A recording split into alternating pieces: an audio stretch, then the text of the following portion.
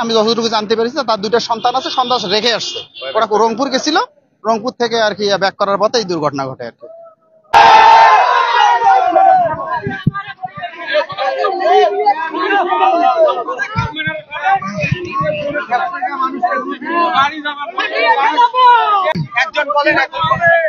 যাই হোক, লোকটা একটু প্রতিবন্ধী ছিল, হাতে বাম ডাইন হাতে মানে পোড়া যায় 4টে নগুর নাই তার।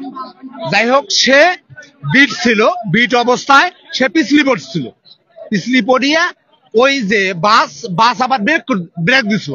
ব্রেক দেওয়া অবস্থায় উনি দাঁড়িয়েছিল, দাঁড়িয়ে না হলে 1 মিনিট দাঁড়িয়েছিল। দাঁড়িয়ে থাকার পরেও হেল্পার আবার ড্রাইভার কাজ দিছে, ওস্তাদ গাড়ি টানেন, গাড়ি টান দিয়ে গেছে। গাড়ি টান দেওয়ার পরে জীবিত ছিল। মহিলাটা ওখান থেকে আনার পর এক কথায় 2 মিনিটে মারা গেছে সে।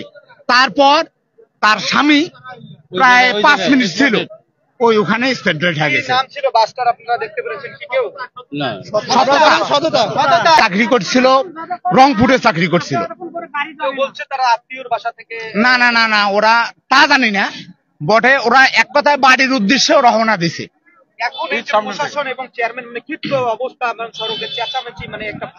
কারণ লোক দুইটা যে মারা গেছে, তারা আমরা যে লোকজন আছি তারা মানি নেওয়ার মতোই না। কারণ মানি নেওয়ার মতো না বলতে, কারণ উনি যে কিনা যে বাস চালক, সে ইচ্ছাকৃত ভাবে মারা গেছে।